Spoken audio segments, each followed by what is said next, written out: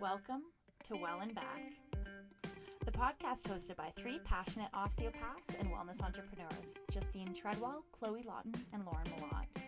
We're opening up our inner circle of holistic health practitioners we think everyone should have access to. Listen in as we share our personal and professional perspectives on how our bodies respond to our everyday choices, as well as our favorite health tips and tools to help us feel good and move well. Today we have a truly inspiring guest joining us, Sonja the Elzen. Sonja is a multifaceted intuitive healer with a rich background in various modalities and a deep connection to nature. Sonja's journey in the healing arts began with her extensive training as a traditional Chinese medicine acupuncturist. Her holistic approach encompasses acupuncture, gua sha, cupping, moxa, tuina, dietary guidance, and herbal remedies, and addressing the mind, body, and spirit as interconnected elements of wellness. Sonja, thank you so much for joining us. Thank you so much for having me. It's really great to be here. I'm excited to see what we're going to talk about today. Yeah, so I know Sonja because I'm one of her facial acupuncture clients. And at first, I started going for more the anti-aging effect, but after several appointments, like we've been working together for months now, and I'm realizing there's so much more to it, more holistic, more whole body than I realized. So let's start there. What is acupuncture, and more specifically, facial acupuncture? So acupuncture, especially Chinese medicine acupuncture, and I'm just saying that as a differentiation. People might go to their massage therapist or their chiropractor for acupuncture, and it's a little different than the Chinese medicine acupuncture. We are looking at whole body wellness. So we're looking at all of your systems in your body, your lymphatic system, your digestive system, how you're breathing, how your blood's moving, how your energy's moving throughout your body, your emotional body, your physical body, and then looking for clues to see which systems there's an imbalance in, which could use support where there's excess or deficiency. With Chinese medicine acupuncture, they're seen through what we call meridian lines, which are these lines of energy through the body. The energy, or we call it qi, travels through the body. And then there's specific points along these meridian lines. And when compared to Western medicine, these are usually points where there's a lot of nerves or blood vessels or areas where there's like a conjunction of some sort. And we use little tiny needles to go into these different points to create a change in the meridian to actually encourage the body to bring itself into healing. So we're trusting in the body's innate ability to heal itself and to take suggestion. So with facial acupuncture, ideally when you're going for facial acupuncture, the person is a Chinese medicine practitioner and they are putting needles elsewhere in your body, not just your face, because we want to bring balance, because health really begins from inside your body, not on the outside. So with facial acupuncture, you want the body to be supplying proper blood and qi and nutrients to the surface that you're calling attention to. So usually you will get needles at various places on your body that are addressing your personal constitution and how to support that. So with facial acupuncture, little tiny needles are put in various places, creating little micro tears. And in these micro tears, then blood and qi is coming to the area, and a protein needs to come to the area to encourage healing. And that protein is collagen. So over time, your face is bringing blood and qi to the area, vitality, movement, fluidity, and building collagen. So relaxing, allowing more blood and qi, your face and your skin is filling up a little more. It starts to work in the areas where you might have deeper wrinkles as you get older, or just on skin tone. So after a few appointments, you'll start to notice a radiance And naturally, that radiance is also being supported by the encouragement of your inner radiance, your inner well-being. Wow. You touched on so many things there that as I'm listening, I feel aligned so much with our mindset behind osteopathic treatments. As much as we asked you to touch on acupuncture as a whole and then specializing in that facial acupuncture realm, you mentioned not being able to fully isolate that. And that's something that we definitely can relate to in treatments. Cranial drainage is not as effective unless you are prepping the body beforehand so that it's prepared to accept the tissues and then resupply the area that you are currently treating. So treating distally in the body while still having an effect on the face is something that someone should definitely look for in a facial acupuncturist, which you mentioned being specializing in Chinese traditional medicine. And then also touching on the micro tears, it's brought up microneedling. Do you have a way to compare microneedling or contrast microneedling with facial acupuncture that you would see any main similarities or main differences with the two? With facial acupuncture, you're using small needles, and there's also points to the stomach in the face. So you're encouraging the transformation of nutrition. There's needles for the gallbladder, which is in charge of the smooth flow of qi and energy, to the large intestine, to the small intestine. So it's really encouraging all these movements. And sometimes some of those needles might go a little bit deeper. And then if there's a lot of wrinkles in the face, there's these little tiny needles that get used to be placed all in the wrinkles that are really helping the collagen as well build more. And those tiny needles, I would say, would be the same as microneedling, except they're just not like microneedling. You're going in and out faster. They're just staying in. So it's very similar. It's just a quicker way of doing it.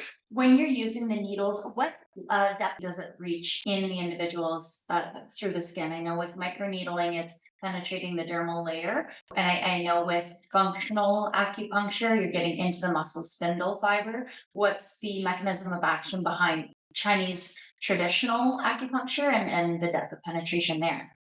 All different points have different depths. Oh, Yeah, like there's like when you bite down and that hard muscle in your cheek close to your jaw, I would penetrate that a little bit deeper because that's going to relax that muscle. Whereas the little tiny needles are just under the surface of the skin, like very, very micro, right?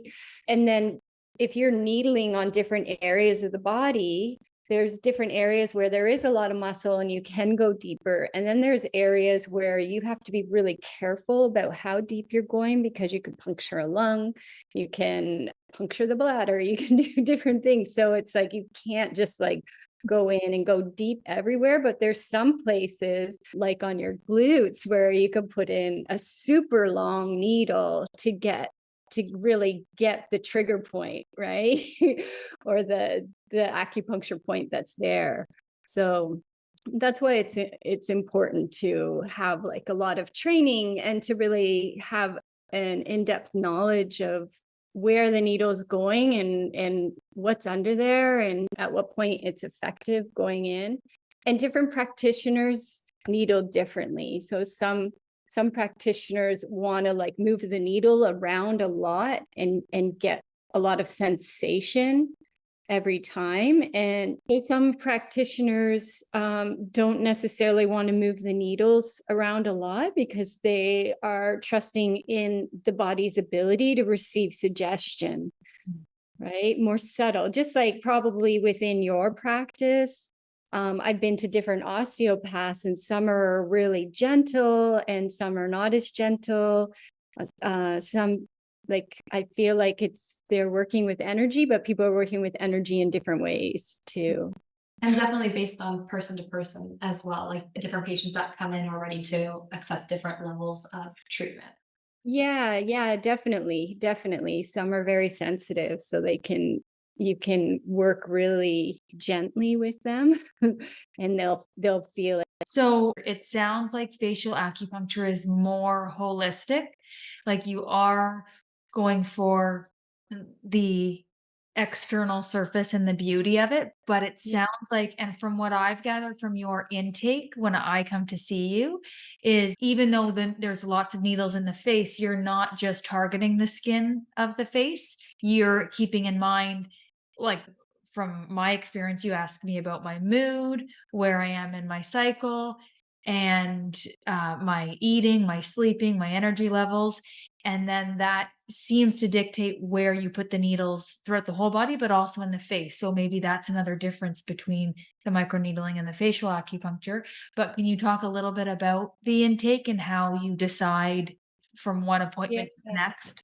Yeah, definitely. For me and my practice and how I do everything, it's very holistic. I'm very interested in the spirit and the emotional well-being of a person. And that is also reflected in your face, right? So you'll start to have grooves in different places where when you're carrying certain emotions, the spirit shines through in the eyes. So you can do all the work you want in the face, but if the spirit is not radiating through all of that, then you're missing the point, maybe. I don't know. We are emotional beings. It's normal for us to have emotions. And I want to hear how someone's navigating those, if they're navigating them in a way where they're able to transform them, or if they're feeling a little stuck. There's lots of levels of work that can be done with that. But in the acupuncture room, it's like, okay, is there a bunch of frustration coming up? Can we get the chi moving to support that, to be moving through the day with a little more ease and grace? And that shows up in your face. Or if someone is going through a lot of grief, how can we get support in their being and calling their spirit in to be able to be with that grief and to let go whatever needs to be let go of, and allow space for inspiration to come in, or possibility or next steps to come in. We don't want to stuff our emotions away, because that also shows up in the body in long-term damaging ways. And often people don't realize they can talk to their acupuncturist about different physical things or emotional things that are coming up.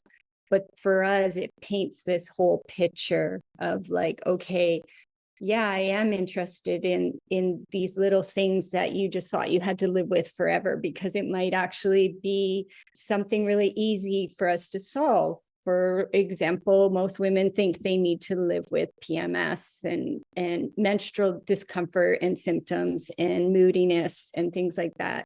And those can be navigated with a lot less pain, a lot more ease, a lot more grace when there's like balance in the bodies. And acupuncture is really great at creating that balance. That's so interesting to hear you bridge the emotional side of things with the physical side of things. I feel like we're so quick to want to solve the physical side of things because that's what seems to be the most surface level, and may even be a way of avoidance of having to do inner work towards different emotions being held. And when you touched on emotions, I feel like, especially with skin health and wrinkles and fine lines, we're always looking at how we're expressing certain emotions, like surprised emotions, and you're forming the wrinkles in your forehead, or either smile lines or frown lines or 11s from how you're holding tension and certain emotions in the face.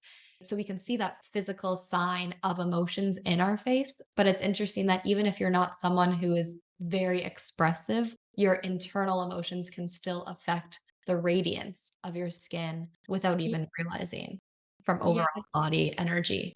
Yeah, definitely. And it sneaks up on you over time. When you're 20 and your 30s, you might not notice it so much, or it might be like more easily corrective. But if you've had a long period of grief or isolation, and even thinking a lot, looking at the computer a lot and getting the deep lines here, or you haven't been smiling, fascia starts to get loose. So spinning back around to the facial acupuncture can also start to help bring the hydration in, to bring that juiciness back to the fascia. But yeah, emotion, spirit, body, and that's what we really want. We want to be showing up in life authentically, fully embodied, radiant, and engaged.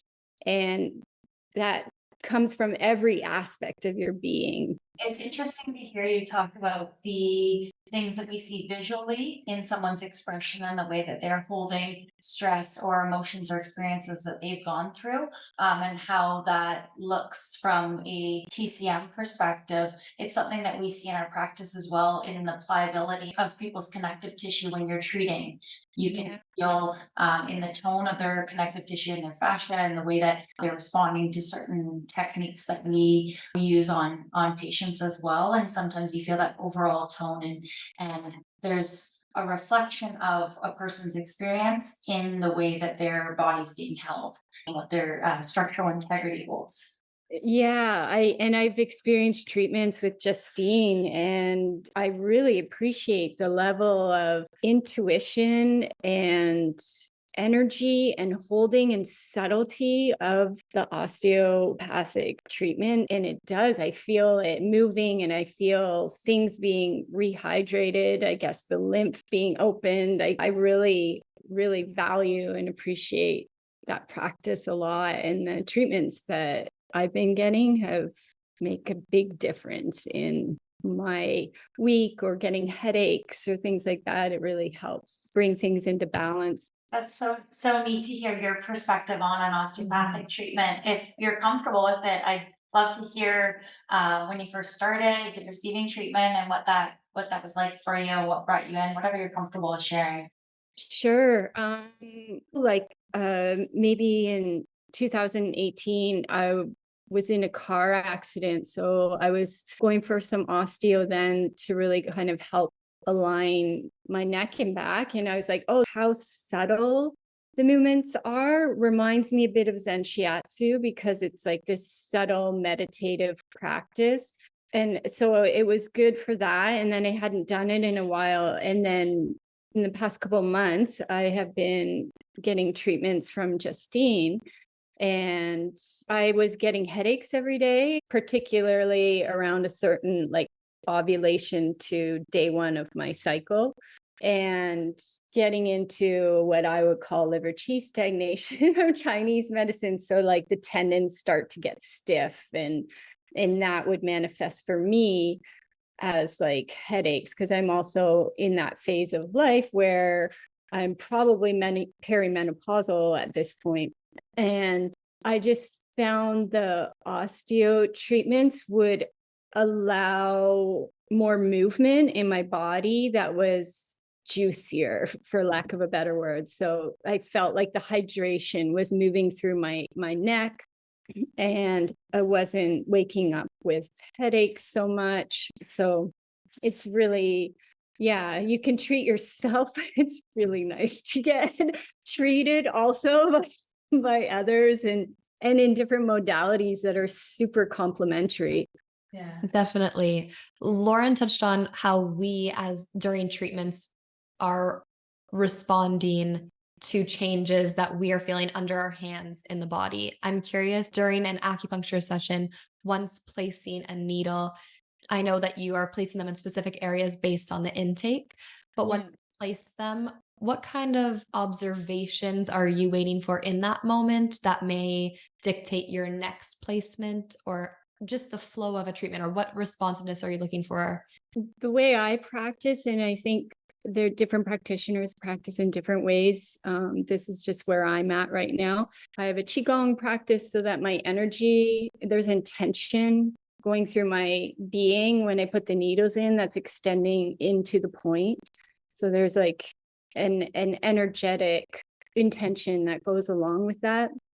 Usually though, from the intake and from talking to the person, I'm seeing a map of where the needles are going to go. So usually that's mapped out before I'm putting any in, but sometimes it's intuitive in terms of I'll be putting some in and I'll be like, oh, I'm going to put one here as well, because something will come into my mind that is suggesting that it would be a good idea for this additional needle placement or a change in needle placement. We take the pulse when we're doing the intake, but some people are taking the pulse throughout the treatment and kind of responding to that as well. But yeah, and then with feedback, sometimes if a needle is going in somewhere, because it's an area where there's a lot of energy tied up, or some people it's too much in that point, and it's just like, okay, that needle's not ready to go in there today. And then I have these tuning forks, acutonic tuning forks. So sometimes I'll pull those out in the treatment and intuitively use those in different areas, depending on what's going on with them, how they're responding and relaxing. And I know with our sessions, we usually end off with some gua sha and a little bit of facial massage. We're going to cover facial massage in another episode, but can you talk about some of the tools that you use? Because I know they're becoming more popular with people getting them and using them themselves at home. So for example, the Gua Sha tool, can you just talk a little bit about that? Like in particular, I'm fascinated by when you sort of scrape the skull, it seems, with the intention of liver health. Yeah, so your gallbladder meridian, like it basically runs up the side of your body, zigzags across the side over your shoulder, and then zigzags around your head. And the gallbladder and liver, they're a pair in charge of the smooth flow of qi and blood. So I like to use the gua sha, the bit of bumps on the side, like rounded bumps, so it looks like a big fat comb, and rub those over the skull, because when you do it initially, your skull will feel really hard, like it's not hydrated, right? The skin is really on the skull. But when you rub the gua sha over, it's encouraging qi and blood to move in there and to get that energy moving and help bring energy to the head and clear it. And it also, because you have all these muscles there, if they're all tight and they're pulling, it's good for the face too, right? It allows the muscles to relax and hydrate and relieve stresses. So that's why I do the skull. And then we put some really nice oils on the face and then use the gua sha like along the jawline to release the muscles there. And that's where the temporary sculpting comes in. It's like releasing the muscle tension. And it's also in between our muscles and our bone is the fascia, and you want it lively. So I don't know why for a long time in Western culture, it was always like, oh, be so careful about the skin on your face, be super gentle with it. But it's like, no, like, especially the cheeks and stuff, you want to have that be full of life. And you don't get things full of life if you're tippy-toeing around them. So the gua sha really helps to bring that vitality in. I like to use mine every day. It relieves tension in my head. It relieves tension between my eyes and my forehead. It brightens up my cheeks and my jawline. When you're using it, or if listeners are interested in adopting Gua Sha as a daily practice for themselves, what would a difference be in terms of the tool that you're using? You see online, there's some that are out there that are, $10.99 on Amazon, and then you see some that are, $100. So there's a big range in terms of price. Is there any advice on which tools listeners should be looking for? Yeah. So you want to get ideally like a handcrafted jade one. You can get those for $20. You can get them for $100. Branding. Yeah. Yeah. Maybe the quality of the stone, right? When you get into different stones, they carry different vibrational frequencies and energies. And the jade is a pretty like long-term sacred stone in Taoism for longevity and different things like that. It's nice and cooling on the face because when you're using it, it's heating on the face. So it's nice to have the balance of the cooling jade. If you're having a lot of skin sensitivity or irritation, you might want a rose quartz one. There's a lot of different types of tools. I like the simple one that's like a rectangle with 4 bumps along the top, like a chunky fat comb or something, because I find it does the basic things I want to do every day. And you can also like go down your neck gently to move. And then in Chinese medicine, if someone has a cold, you're actually scraping really hard because you want to release the exterior. You want to release that ache that's coming into the body. So they'll actually do it with lids from containers or like different things. Ideally, if you have a gua sha, you can use that and bringing up red on the body, more on the back of the neck, not on the tender front part. But yeah. So interesting. So the jade would be because it retains colder temperature. And I know in traditional Chinese medicine, warmth and it is kind of often what you're trying to encourage. So how does the cold temperature of the gua sha tool kind of fall into that philosophy of practice? Because you're already creating a lot of heat when you're scraping with the gua sha tool. So you can create some fiery heat. Okay. So it's just like a nice balance. And even with the heat, it's like there's different areas in the body that sometimes we're having to release heat in the body. There's parts of our body that we want warm, like our spleen likes warmth. Depending on what's going on with someone constitutionally, it's always a balance of, it's like jade is really this longevity stone and really revered for healing and anti-inflammatory. So I think that's where the cooling kind of helps come in when you're activating heat, the cooling and anti-inflammatory, and just improves blood circulation and stuff like that. But you're doing that anyways with this, but it amplifies it. Great. And one more question about, I guess, sourcing that tool.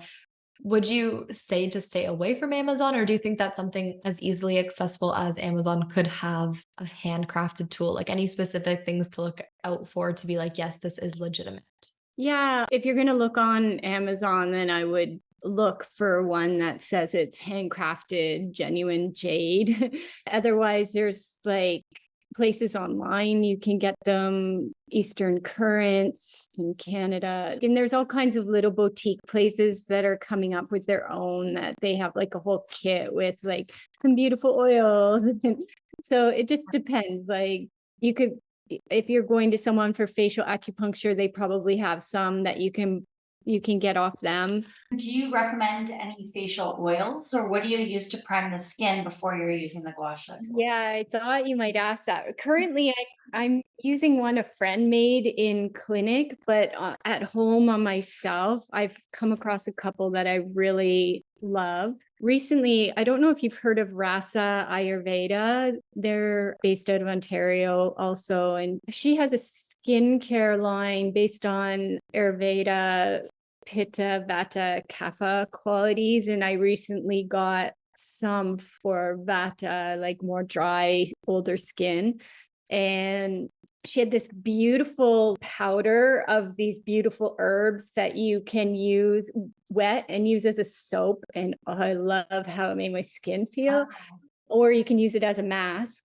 And then there was like a beautiful toner with the right herbs for your type of skin. And then this beautiful oil that I've just run out of, and I'm going to have to order more because I really loved what it did to my skin. And then the other company that is also out of Ontario is Living Libations. She makes the most beautiful products, and she has this really amazing science mind / fairy in the forest, mixing the most beautiful plant essences you can imagine.